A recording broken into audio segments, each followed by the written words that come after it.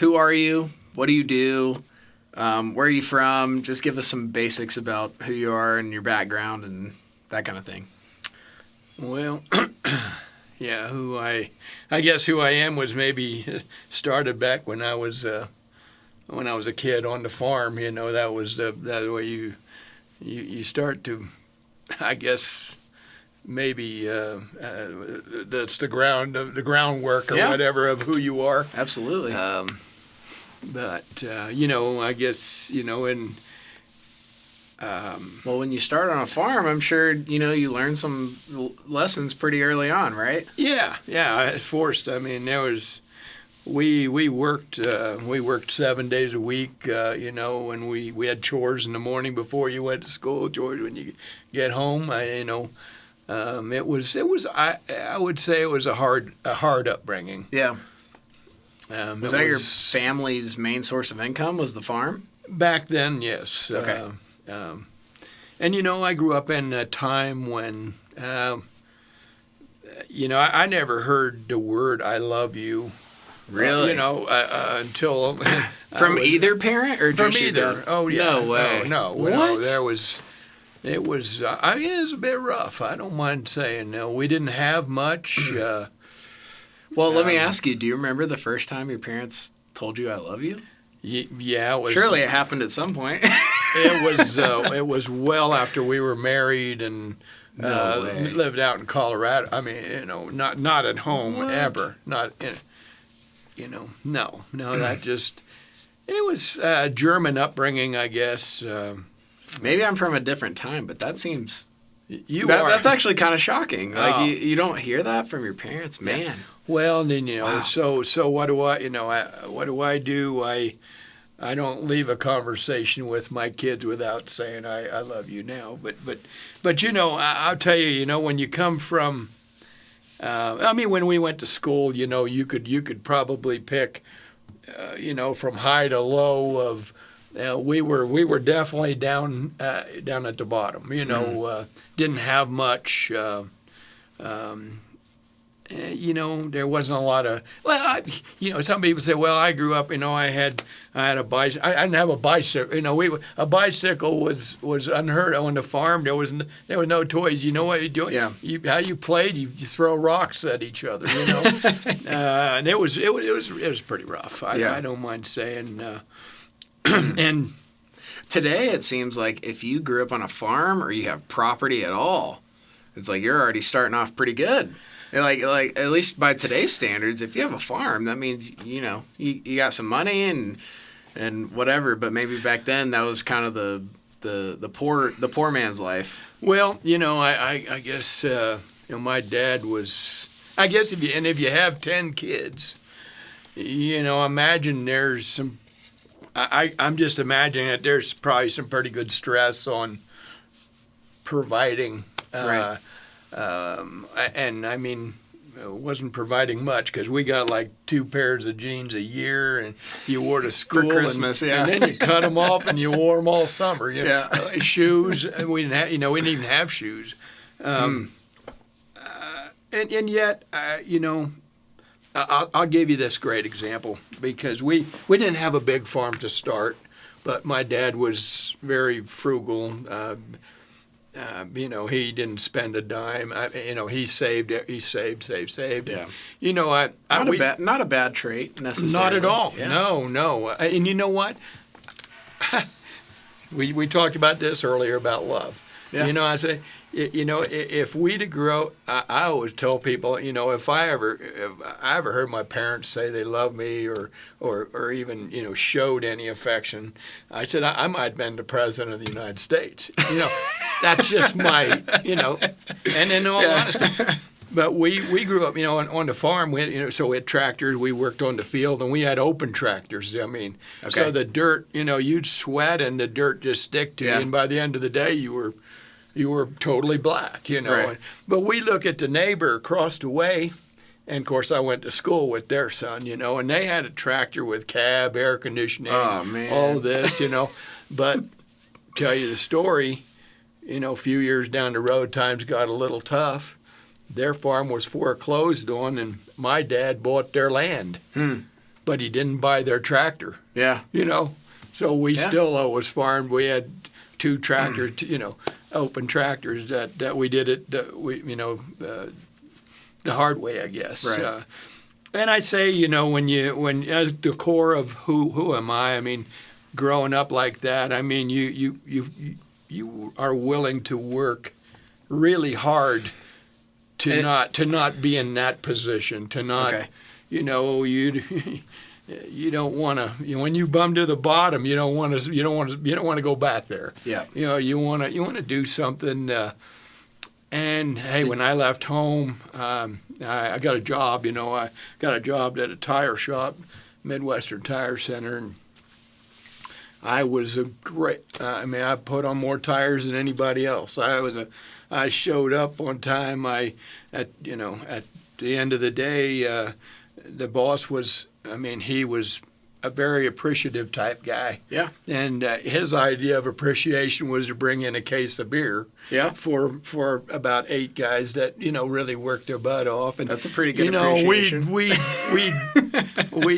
drink down our 3-4 cans of beer, and this is back 45 years ago. So yeah, it's a long time ago. 18 maybe? On the farm. Yeah. Oh yeah. At any rate, so when I left, I was on tracking. I was tracking to get off the bottom and try to work my. Oh yeah. You had to buy your own car. What age were you when you started at the tire shop?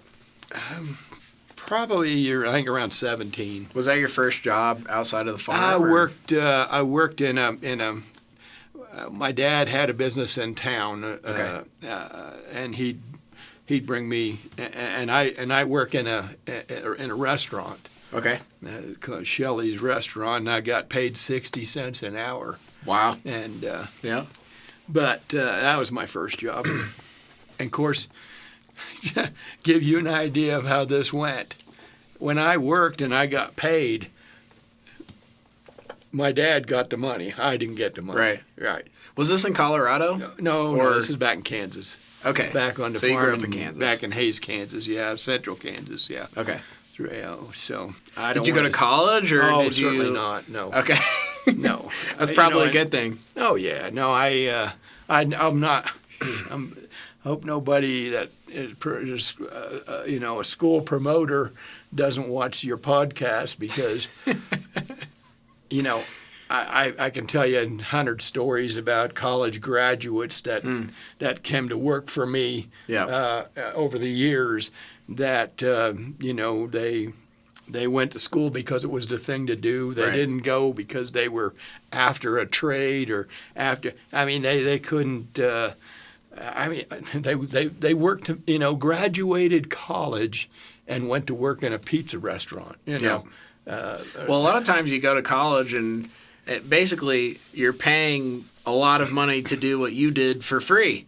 They go there and they drink and they party and that's right. So it's like you can do that without having to go to college. Anyway. I wasn't a proponent of college, but I was a proponent of working like a maniac. Being the best that I could be. Yeah. And I made a lot of money way back when. I got paid very well. What was your first job where you felt like, okay, I'm making enough money to at least pay my bills and I can breathe? Well, that was at that tire shop. Okay. But I also worked 6. Were you physically changing the tires? Oh yeah. Okay. Oh yeah. I put on as many truck tires as you could put on in a day. Yeah. So 60 cents an hour. No, that was at the restaurant. Oh, I got you. No, at the tire shop. I was. And this is literally 45 years ago. I was making $17 an hour. Wow. That was pretty big money, back then. That's not even bad. That's not bad today, But I had a nice car. I had a car, and I lived in town. I got a place in town. But when I say it was a rebel from hell, whether it was maybe getting into I mean, I like girls, so Yeah. Most men do. We ran to bars and Okay. you know, maybe got in a fight or two or, you know, whatever, but just Where did you fall in the, before we get too far ahead, where did you fall in the birth order? You said you had 10 siblings, or 9 siblings? Yeah, nine brothers and sisters. Yeah. And I have an oldest sister, brother, sister, and then me. Okay, I so was you're number 4 in the yeah. birth order. Okay. Yeah. But Did anyway, you get beat up as a kid by your siblings? Oh, me and my older brother fought like, and he's 4 years older than me. So. Okay. But A lot bigger. We oh yeah. At least at the time, maybe. Yeah, and you know, I'd run, and you know, when he's about ready to catch me, I'd duck, and he'd go over the top of me, and you know, if I could punch him in the nose, I would, and then I'd run the other way. You know. Yeah. But all in all, we got along pretty good most of the time. But certainly there was times, we got in fights. But anyway, you know, through the tire business, I got to know so many people. You know, where did you start at the tire business, and then where did you end up, and how did you go from making 60 cents an hour to all of a sudden you're making $17 an hour? That's a big pay Well, increase. I didn't start at $17 an hour. I probably started at 12 or 15, but worked up to that. But through a lot of responsibility, I had my own service truck that I'd go out to farmers and put on tractor tires, or we had a big trucking company, R.C. Williams. We'd have to bump all their trailers, all their tires every night. And you might end up fixing, you'd get, at 5 o'clock, you could go up there and bump those tires. Yeah. If you had 2 flats, you were probably done by 6:30. If you had 10 flats, you were probably there till 8:30. Right. So because we did that, were you an employee at this business? Oh, yeah. Okay. Yeah, I was an employee, yeah. Yeah, Glenn Everhart was, like I say, he was a good guy. He showed appreciation anyway. And, you can get by with a lot if you are appreciated. Yeah. Especially toward your employees. I think that's important. There's a lot of people that complain about their bosses at work. A big reason is because they don't show appreciation. That's right. Yeah. If you just say thank you, that can go a long way to an employee, I think. Oh, yeah, absolutely. So anyway, I was there for I don't know, maybe 3 or 4 years probably. And then there was, it was back in the days when the gas prices really kind of took a jump, and little small cars came into foreign, anyway, High Plains Datsun came to town. Okay. And somebody told them that they ought to hire me to sell cars. Okay. Because I knew every farmer in the area. High Plains Datsun, is that a well, Datsun car company is a or Nissan. Okay. Started out, they was called Datsun. Gotcha. Datsun pickups and Datsun. Okay. But really now it was owned by Nissan, and now they're, instead of Datsun, it's called Nissan. Gotcha. But so I went to work at this car dealership. Okay. Car dealership, and sold a lot of cars, and again made a lot of money, and one day, probably a life-changing thing for me. You want to know what was the biggest impact of, one person or whatever. But a guy pulls into the car lot, and he's about my age, and he's driving an Eldorado Baritz. Okay. Very nice car. This is way back when, 40 years ago. Is this like a sports car in the day? No, or it's a 2-door, but it's just a very high-end, very nice car. And he came in, and I don't know, I met him. He introduced himself and whatever, and said, "How's business, how's sales, da da da da da." And in sales, we were trying to again be the best.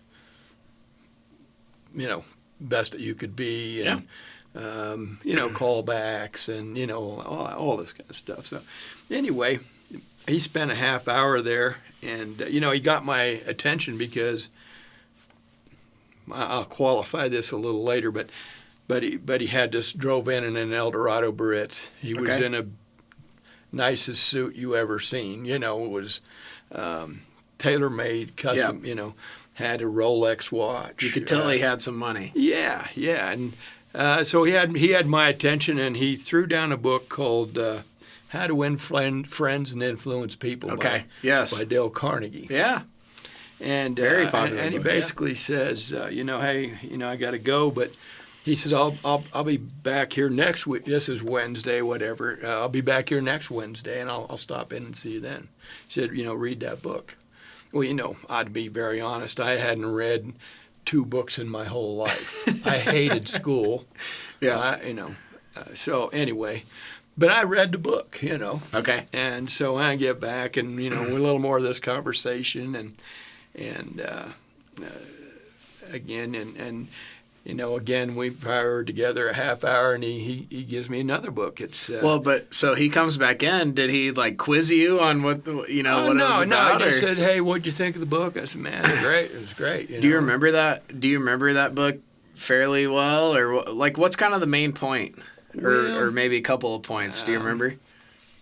How do you win friends, and how do you influence people? It doesn't even have to be from the book, but just from your own experience, maybe. Yeah, I don't know. I guess the only way for me to do that was just to show care, concern about their needs, about where they're at in their life, those kind of things. Yeah. And it really was not an outward thing. Okay. It was an inward thing. It was an inward here. What do you mean by that? It wasn't, if you do this, but it was just getting you to believe that, because I was a dreamer, Yeah. I want to be successful. Did you have that feeling when you were a kid, even, or? Yeah, I did. Yeah. I always kind of did. I always knew that I was going to get away. I loved the farm. Don't get me wrong. I absolutely love everything about the farm. Yeah. But typically, the only farmers you talked about farmers being successful. The only thing about them being successful because it was handed down to them, a lot of land, and and then as somebody hit oil, you know how that can go. Right. But I didn't, there wasn't enough money on the farm for me. Right. Split 12 ways. Right. Yeah. So, I knew as much as I loved running a combine cutting wheat. It was a seasonal. I loved that. Loved cows. It was. I enjoyed every bit of it. Yeah. But it was a nonprofit. There was no future. Yeah. Not the road for me. Yeah. And so anyway, to get back. Yeah. Well, so that guy comes back in. He gives you a different book. He gives me a book called Think and Grow Rich by Napoleon Hill. Okay. And you think that this would go on and on and on, but no, those are the only 2 books that he ever gave me. Okay. But we did talk about success a lot and about that kind of thing and what he did, and he's a motivational speaker. Okay. And so I basically worked for a marketing company. I kind of followed in his steps a little bit, and I began speaking. In Hayes, and then because of him, did you open for him for events to start? Okay. Yeah. And his marketing products in the automotive aftermarket business. Okay. And they had representatives. I'm going to say a word that I don't know. You probably don't.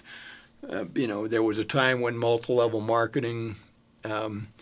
Had a bad connotation, maybe because of maybe Amway or I don't know something. But this was a marketing company. I've heard that term, but what does it really mean? Multi-level marketing is where you get in and you get this guy and you get that guy, and now you got two guys and they each get two guys, and Okay. so you branch out like that. Yeah. But it was a principle of success, and that principle of success is very simple. It still holds true today. Yeah. You as an independent person can only make so much money. You need to get other people contributing to your income. Yeah. So they're one way or another, indirectly or directly, they're working for you, or they're somehow or another they're contributing to your income, and that was the principle. But I carried that about as a long ways. I went to work for this marketing company full time. I moved to Denver, actually Aurora, with this company, and I To do what in particular? to speak to their marketing reps Okay. about the principles of success, Yeah. about sowing and reaping, about the talents, the story of the talents. Oh yeah, we talked about it this past weekend. Right. You know what? I shared that story 1,000 times. Yeah. Because listen, I spoke every Tuesday night at the Regency. I would love to hear you give that sermon or that. I that spoke speech, every but- Tuesday night at the Regency Hotel, and I spoke every other week in Grand Junction and Colorado Springs Yeah. and Fort Collins, and so I worked for this marketing company. But there was a time back in there when Were you speaking exclusively to that company's employees? right. Okay. Yeah. So it must have been a And- decent sized company then, if you had. Oh that many. yeah, Yeah. it was, and it was a running. But I made a lot of money back then. I made $10,000 a month way back a long time ago. Were you a motivational speaker? Just to clarify. Yeah. Okay. And so because of this guy that gave you these books, that was your on ramp to that, Yeah. and that was your job title, basically, or Well, what? I was let's see, what was my title? I have so many awards I'm and sure. stuff, and I look back at that time of my life just so you know where I'm coming from here. Okay. I look back at that time of my life, and I cringe. Okay. I want to throw up. There was a lot of good things, but I always say, back then I had a Mercedes, I had a Pantera, it was all about things, and success was king, and Yeah.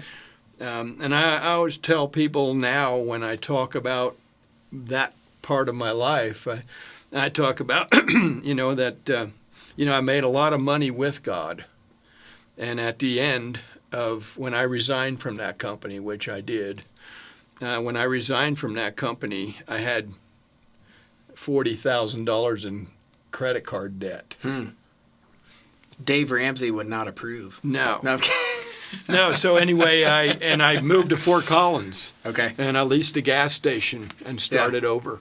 Can I ask you two questions real quick? Yeah. So the first one is, did you have the same? Was it relatively speaking, was it the same speech that you kind of gave over and over? Very, or was very it, similar, yes. So what were kind of the main points of what you would be saying to these employees to kind of motivate them to get out there and help the business or increase their little sales things. I or mean, make more money? If you do as you've always done, you're going to get as you've always gotten. You've got to do something different. You got to do something more. Yeah. And the biggest part of the principles of success, in my opinion, is what you believe inside of you.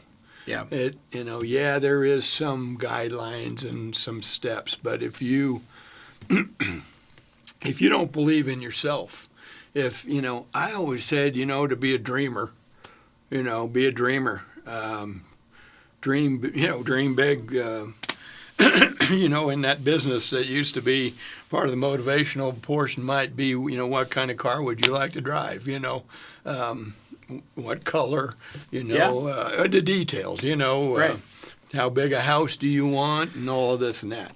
But the thing we talk about there is when I say that I cringed because where I went down that road in that business, I couldn't bring myself to tell you about that today, because we would go off on parties.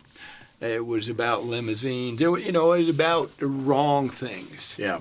Approximately how old were you like during this time? Is this like 20s or 30s? 25-ish. Okay. Yeah. Yeah. And then you said you resigned. Why did you decide to leave and resign? Well, my ego got to be pretty big back then. Okay. I thought I was somebody, Yeah. And really I was doing well, but if your head's not screwed on right, I don't care how well you're doing, you're going to end up at the bottom of the pile, unfortunately. And anyway, I was married at, when I moved out to Colorado, I got married about 6 months later. And, Nancy would travel around with me and listen to me speak and all this and that. And after a while, all the attention was on me.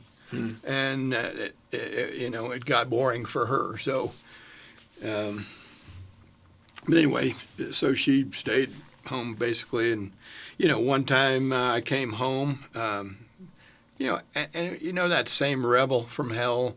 So it was when you're done doing your speaking engagement, you were in the bar.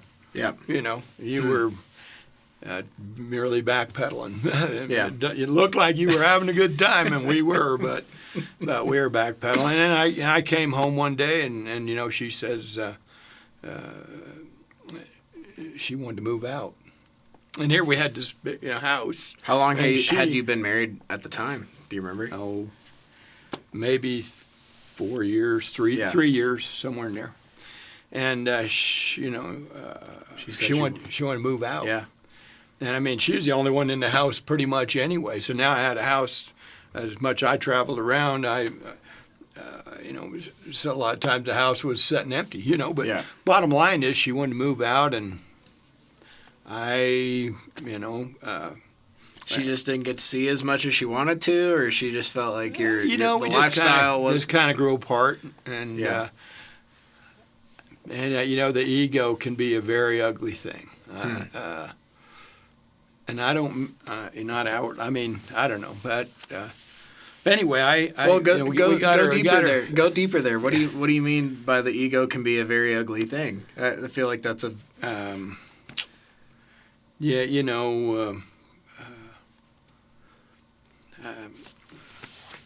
You think you're a big deal and you're better than other people and just. Yeah. Well, and you know what? The biggest thing, it's amazing. You would probably never go down this road with somebody in the business, but to your wife, it seems like you can get in the habit of talking down to them, and belittling and anyway. Not esteeming her by any means, okay? Right. Maybe the opposite of that. And so, yes, anyway, so got her an apartment and got it furnished, and she, went and got a job. And we were just, we saw each other about once a month. Okay. For about 6 months. Man. And, in the beginning, that tore me up because my core values were still intact of growing up where I grew up. And, was your family Christian? Oh, yeah. We were Catholic. Are you kidding me? Okay. We were Catholic. I mean, you went to church. As long as you went to church, you were good. But if you didn't go to church, you were going to hell.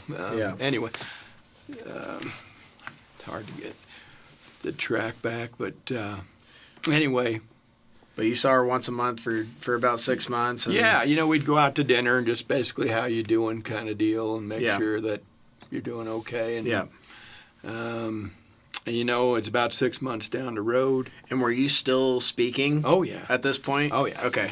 Yeah, and I, there was for a while I stayed home. I just every night I just went back home, instead of going out. Right. And after about 90 days of that, I had to go out and make sure I was still a man. So then it went the other direction again. But anyway, about 6 months down the road, we were out having dinner, and she said something that you couldn't have hit me up harder upside the head with a 2x4.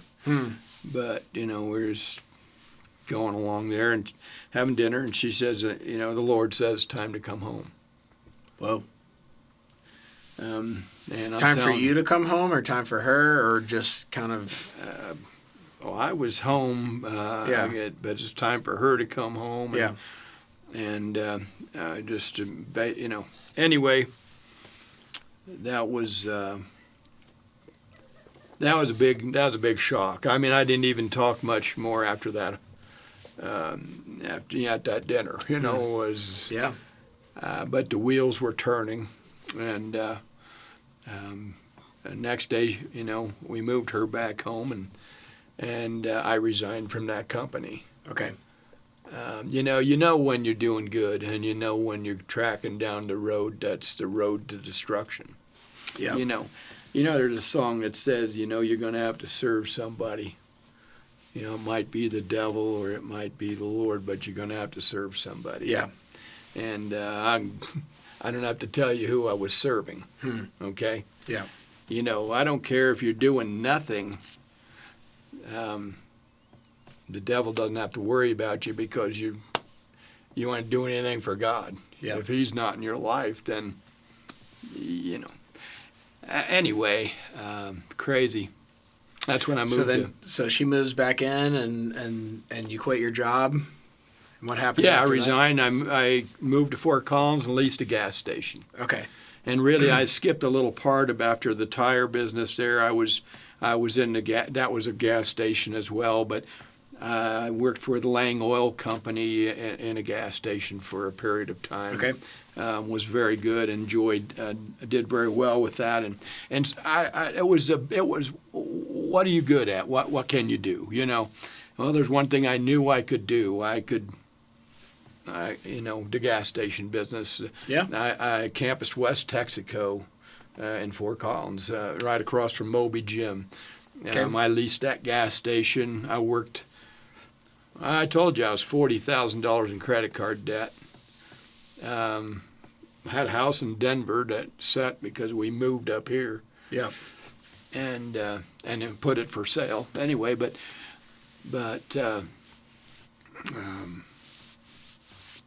I forgot where I was going with that. No, you're good. Anyway, in the gas station business, Yeah.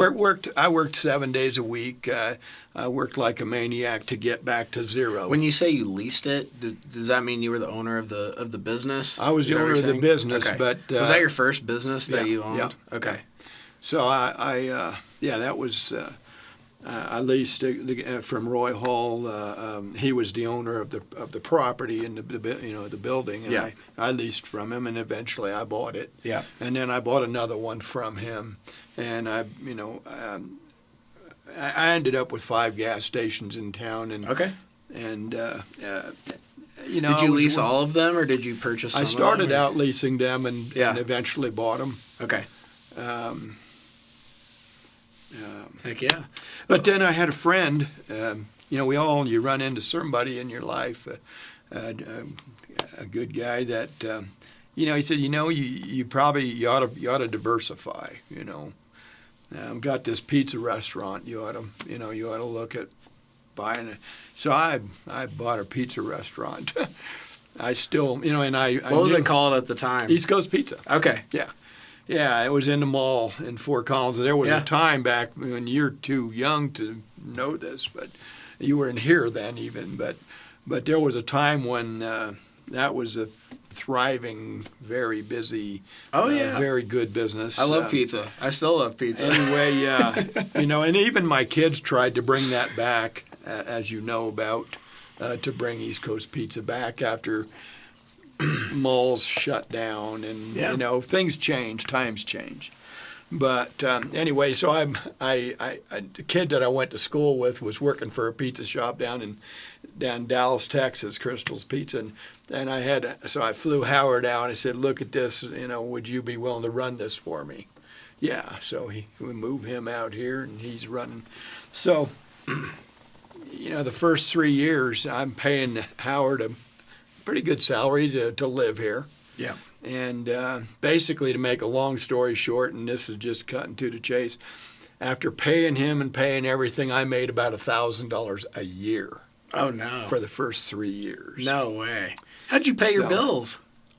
Well, I mean, that was after the bills were paid. Okay. Now, gotcha. I was running gas stations, so I was making money. Oh, okay, yeah. yeah. I wasn't working there. I was having him. Gotcha. But that business contributed little and nothing to my success at that point. Yeah. And then the mall came to me one day and said, hey, well, actually, I take that back. Howard was working for me, and Crystal Pizza, called him up, tried to hire him back, offered him double.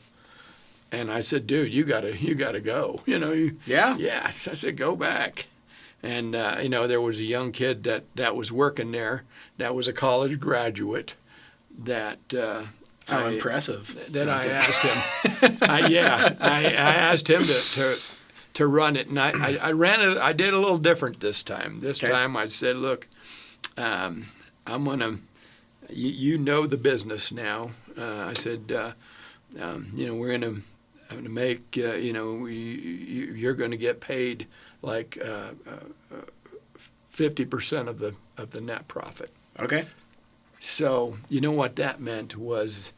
So it's profit sharing, right? Not ownership. No, there was no ownership. Yeah. It was just, but That's the smartest way to do it, in my opinion. Guess what? The first year I made $75,000 with him running it, and he made $75,000. Exactly. Yeah. So well, you give them an incentive to actually. The next year I made $150,000. Yeah. And he, so you see how that transpired. Well, when you give your GM an incentive to actually grow the business. So So then we opened up more pizza restaurants in Longmont and Greeley and even downtown Denver and Loveland. Anyway, we opened up more of them. But so we diversified. Yeah. And it turns out that the pizza made more money than the gas stations. Okay. So did you end up selling the gas station businesses? Okay. I sold them to my managers. Okay. It was really a great setup. And the same thing with the pizza restaurants. One day, there was one night I got up in the middle of the night, 2:30. Where's Nancy? And I go, she's in the office. And I, what are you doing? She said, I'm doing the paperwork. We had 13 businesses. Yeah.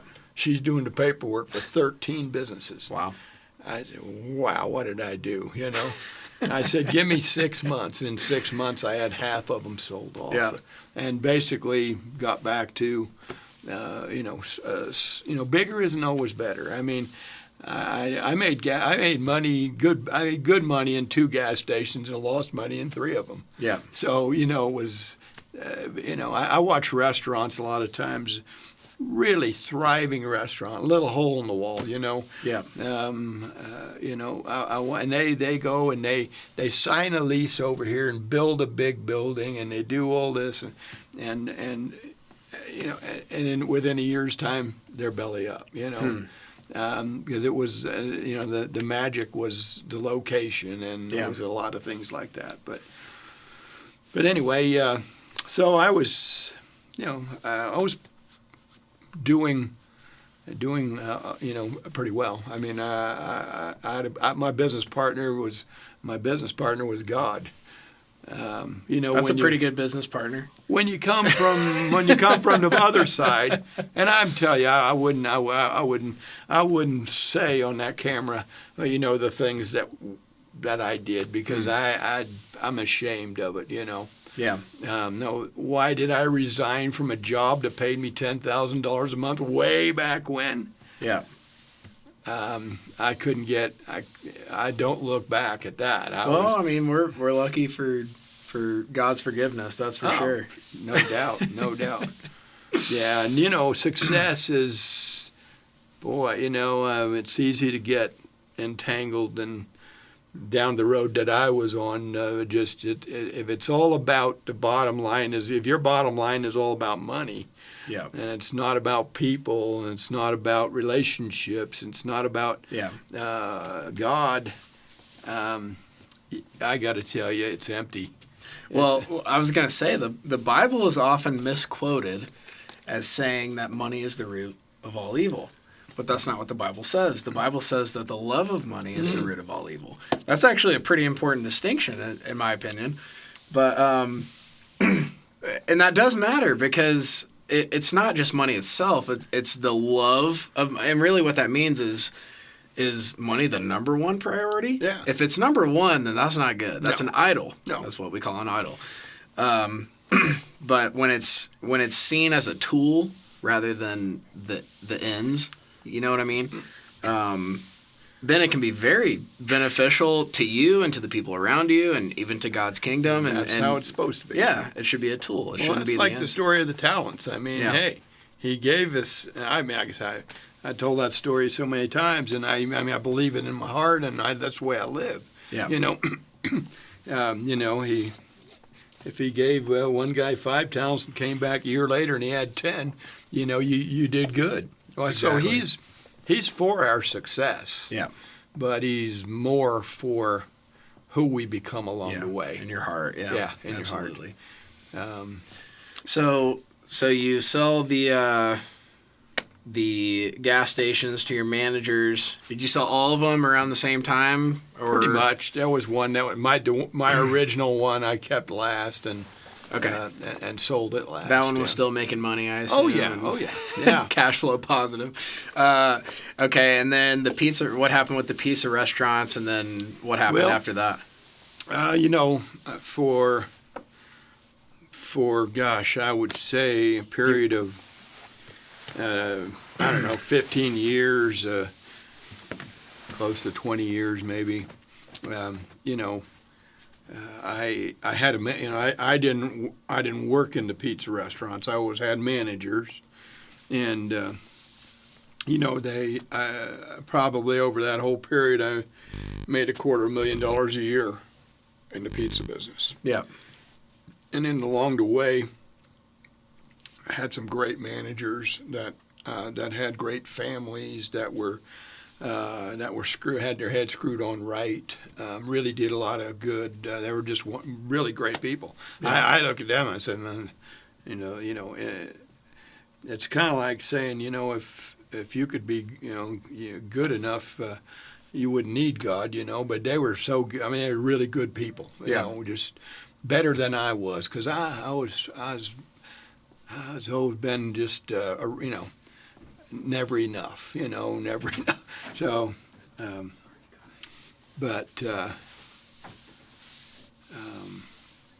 so I just made some great relationships. That I could sell them the businesses to, and some of them closed up. I mean, the malls, they used to be food courts, were a big thing. Yeah.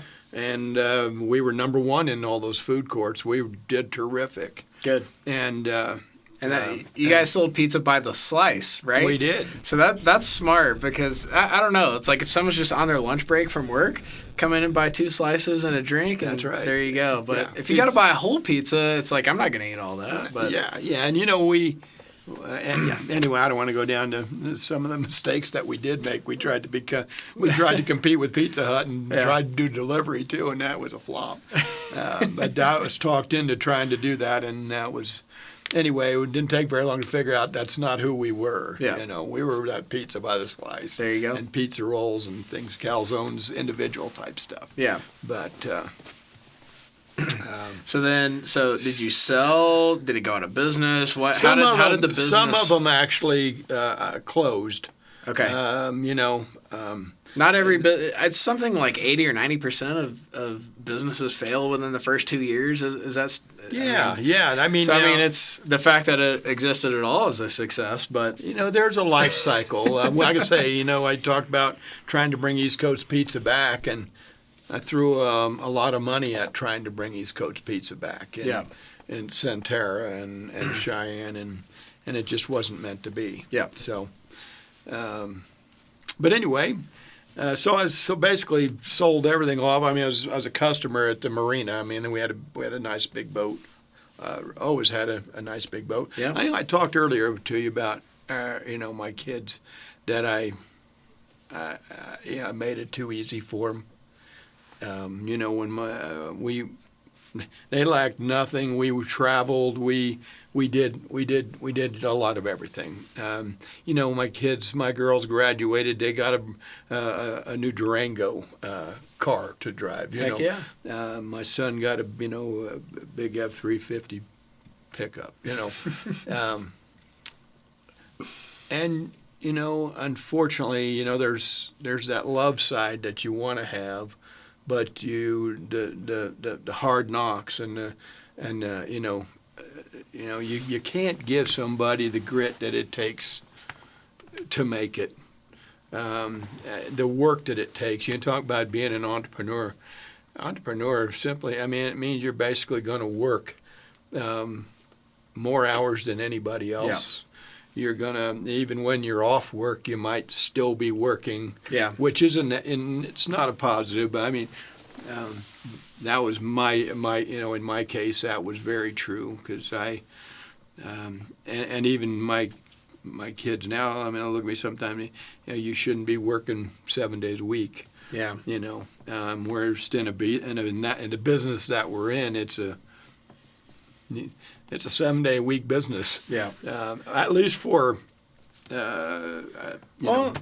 Everyone thinks that they want to be the owner, the CEO, or the president of their company, but what you don't realize is that the first, 5, 10, 20 years, you are working 7 days a week, and you don't get Christmas off or whatever it is. Yeah. It's like there's always problems. You're answering phone calls. It's like, and there's huge financial risk. You're stressed out constantly. Are you going to be able to make the payments this month? And but it's like, everyone thinks everyone sees it once you're already successful. Yeah. It's like, oh, that's easy. You just get to hang out and smoke cigars and drink margaritas on the beach. And it's not like that for for a long time. Not for a long time.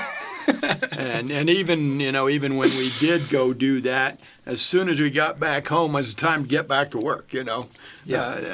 Growing up. But anyway, so we had a big boat at the marina, and at the end of probably 6-7 years, but.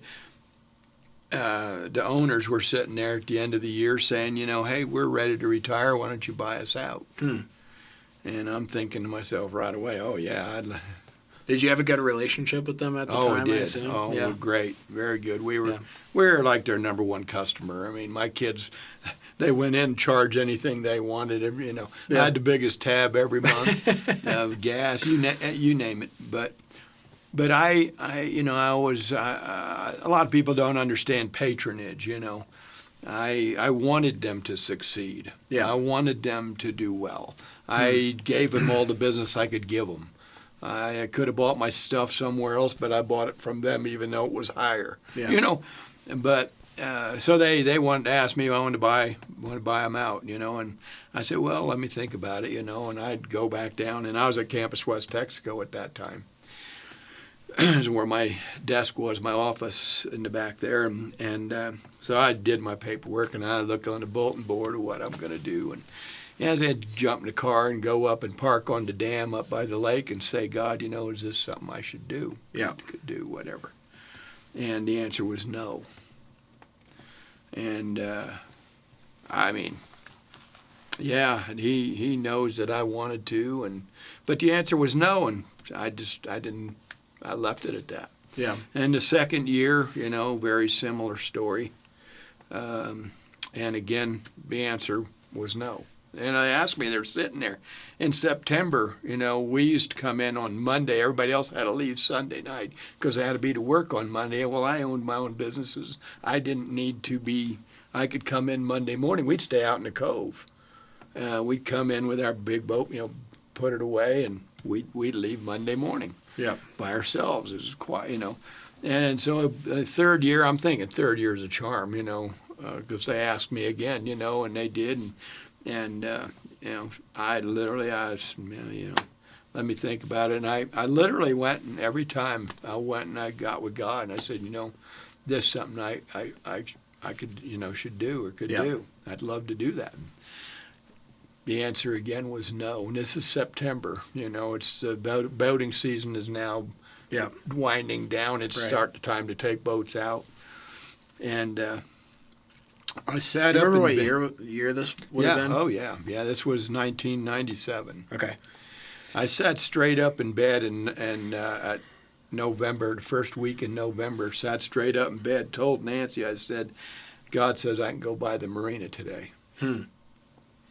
And usually by that time, they had a place in Havasu. They were all down in Havasu already. I just jumped in the shower and got in a truck and drove up there, and in 1 hour, the deal was done.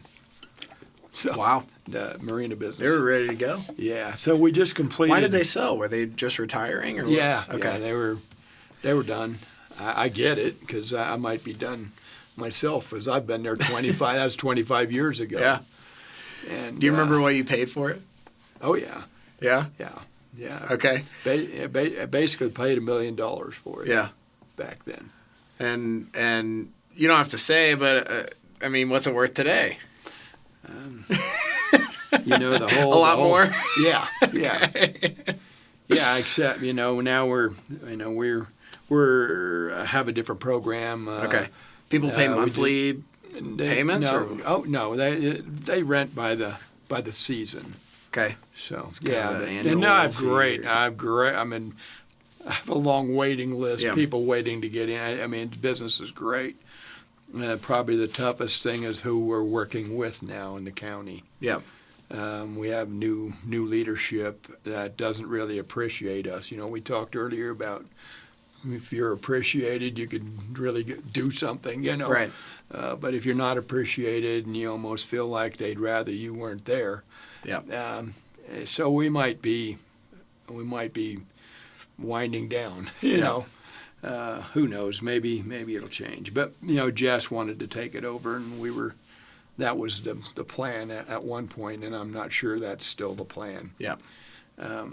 But it's been a very good run. Yeah. We are blessed beyond measure. God is he's amazing. He's there. I wouldn't trade it for nothing. Absolutely. Yeah. He's He's a better part of me, for sure. So that's awesome. Well, in our last couple minutes here, what would you say to people who maybe they're an employee, maybe they're a teenager, early 20s, whatever. Maybe they went to college, maybe they didn't. What would you say to somebody who's wanting to get started in business? What are some tips that you would give them? Advice, mistakes to avoid, that kind of thing. How do you get started with that kind of thing? I've taught this, so I'm a firm believer that if you can start at the bottom. You can start at the bottom of anything. Yeah. And we talk about talents as what are you good at? What do you like? Make sure it's something that you like. What do you think you know something about? I mean, I'm a physical guy in that I can run heavy equipment and move things, and but I didn't go to college, so I don't if it's I'm not good at some things. I don't get me wrong. I love college I'm glad that my doctor goes to graduated from college. That might be important. Yeah. That. But what you're doing when nobody's watching. We'll probably let you know what your possibilities are. Yeah. Whether. I use a really bad example. I mean, if there's maybe I'll make very bad. There's a piece of trash over there. Yeah. And there's nobody around. They're not going to see you pick it up and put it in the can. But you pick it up and put it in the can. It's a right mentality. Yeah. It's a right. That's not mentality. a bad example. That's a great example. It's that simple. But yeah. But to say. But that mindset. Yeah. Yeah, that mindset, and to say I don't care. Some of the most successful people, they started out as a janitor and they got noticed and they worked their way up. Yeah. There's a lot of companies out here that need somebody to run an aspect of their company or the company as they get older or as they have more businesses, which I've always had. I get to cheat these days because we have a place out in Palm Springs where there's 450 places, at the Motor Coach Country Club. Okay. And I get to sit and talk about stories of how some of these guys got started. Yeah. Some of these big companies, much bigger than what I've done, but yeah. So it's the mindset that's required in order to be successful. You have to change. You almost have to change. Not necessarily who you are, but you have to change the habits that you're in, the mindset that you have. All that makes sense to me. I always tell be a dreamer. Mm-hmm. There's got to be something out there that you can aspire to, or that you're going to be, that you can excel at. Yes, sir. And I get to have all these young boys that work for me at the marina. I mean, we teach them the principles of success, and those kids come out of there better than they went in. Better than they went in by a mile. And their parents will come up to me, "Thank you so much for hiring my son." Yeah. And what they don't know is their son is top notch. Yeah. He's great. He's a great employee. If you have parents like that, and they probably did something right anyway, to give you a shot at it. But we've had some people up there, some kids that don't even really have parents, and we've been their parents. We've worked. We've showed them care and concern and love and such. But well, I mean, with the right influence, you can blossom into something that maybe even you yourself didn't think you could become. Yeah. You're like, oh, actually, I can, stop being lazy and doing dumb things, and maybe I can actually make something in my life. But anyway. Yeah, it's it's great to have the desires along with the good principles. I mean, but to have the desires to be successful. Yeah. I think it's a trait that is it's great, and it's something to.